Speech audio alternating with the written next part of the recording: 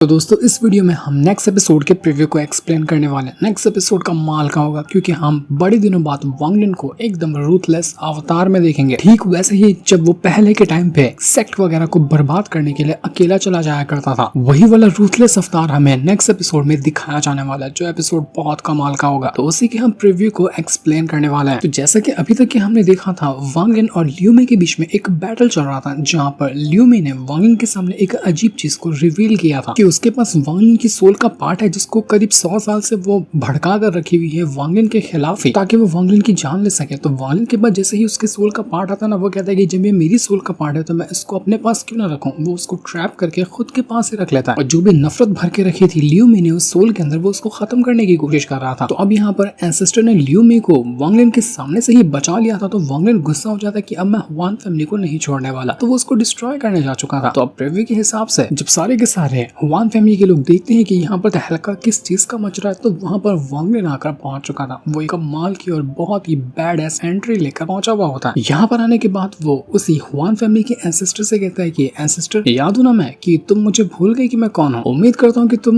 मुझे याद किए होगे। मैंने कहा था ना कि मैं आऊंगा तुम्हारी फैमिली को बर्बाद करने के लिए, और देखो मैं बिल्कुल तुम्हारे सामने आकर खड़ा हूँ। मैं यहाँ पर एक आखिरी वार्निंग देता हूँ कि ये जो हुआन मी है ना, इसको मेरे हवाले कर दो, क्योंकि इसकी जान मुझे किसी भी हालत में चाहिए, वो भी आज ही चाहिए। और अगर ये नहीं होता है तो फिर देख लेना एंसेस्टर, मैं तुझे तो मारूंगा, साथ ही साथ तेरी पूरी की पूरी हुआन फैमिली को डिस्ट्रॉय करके रख दूंगा। इस प्लैनेट के अंदर से तेरी हुआन फैमिली का खात्मा हो जाएगा, ये मैं गारंटी देता हूँ तुझे। तो अगर तू चाहता है कि तेरे फैमिली वाले लोग बचे रहे और तेरी हुआन फैमिली खत्म ना हो, तो इज्जत से हुआन मी को मेरे हवाले कर दे, वरना तू नहीं जानता कि मैं क्या कर सकता हूँ। जब सारे लोग यहाँ पर वांग लिन के पास वही किलिंग बीस्ट देखते ना, जिसके अंदर से थंडर पावर बाहर निकल कर आ रही थी, तो वो लोग भी एक पल के लिए हैरान रह चुके थे, क्योंकि ये किलिंग बीस्ट ऐसा लग रहा था कि थंडर सेलेस्टियल रैल्म जो है ना, वहां से आया हुआ है। तो अगर थंडर सेलेस्टियल रैल्म का कोई भी बंदा या कुछ भी चीज यहाँ पर आई हुई है ना, तो सारे लोग उससे डरते हैं, क्योंकि हमें भी पता है और बाकियों को भी पता है कि थंडर सेलेस्टियल रैल्म जो है वो बहुत ज्यादा स्ट्रॉन्ग जगह है, और वहां से कोई भी पंगा लेना नहीं चाहता। तो एंसेस्टर के जितने भी बाकी साथी लोग थे, वो लोग तो इस चीज को मान चुके थे कि लगता है ये बंदा सच में थंडर सेलेस्टियल रैल्म से आया हुआ है। तो इसलिए वो लोग पीछे हटने लगे थे कि भाई हमसे नहीं हो पाएगा कि हम एंसेस्टर का साथ दें इससे लड़ने में। बेचारा एंसेस्टर काफी मेहनत करके वो टीम बनाया था ना कि यहाँ पर आएगा जब वांग लिन, तो वो लोग उससे मुकाबला करेंगे, लेकिन अब यहाँ पर सारे लोग उसका साथ देना छोड़ चुके थे। तो वांग लिन कहता है कि देख लिया, यहाँ पर तो अभी तक मैंने कुछ किया ही नहीं, और इससे पहले तेरी टीम ने तेरे को धोखा देना शुरू कर दिया। तो अब बता किस तरह की मौत तू मरना चाहता है।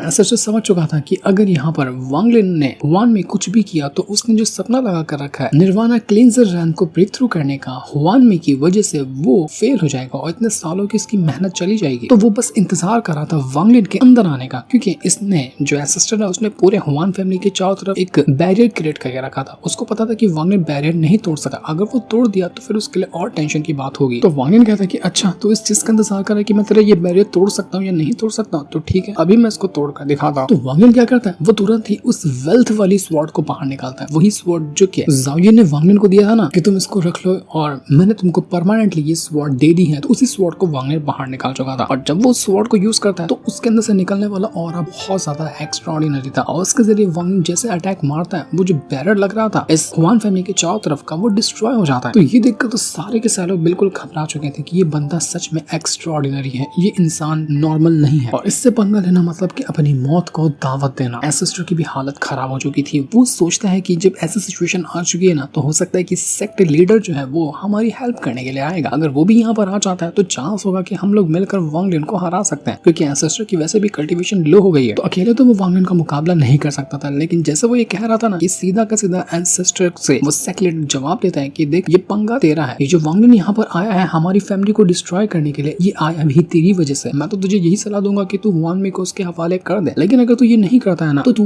अपना देख ले, मैं तुझे इस सेक्ट से बाहर कर दूंगा, और बाहर जाकर इस वांग लिन से फाइट करना, क्योंकि मैं नहीं चाहता कि तेरी वजह से मेरे सेक्ट के ऊपर कोई आ जाए। अब तो बेचारे का साथ देना उस सेक्ट लीडर ने भी छोड़ दिया था, वो भी इसको लावारिस छोड़ दिया कि भाई अब तू जिम्मेदारी उठा वांग लिन की। वांग लिन को तो बड़ा मजा आ रहा था कि इस एंसेस्टर का तो कोई साथ देने के लिए तैयार ही नहीं है, जो कोई भी साथ देने को तैयार नहीं था ना, तो एंसेस्टर समझ चुका था कि अब जो करना है उसी को करना है, कोई भी उसका साथ देने के लिए नहीं आएगा, और अगर वो कुछ यहाँ पर नहीं करता तो उसका फ्यूचर तो वो खत्म ही हो जाएगा, उसका जो प्रेजेंट चल रहा है उसको भी वांग लिन बर्बाद कर देगा।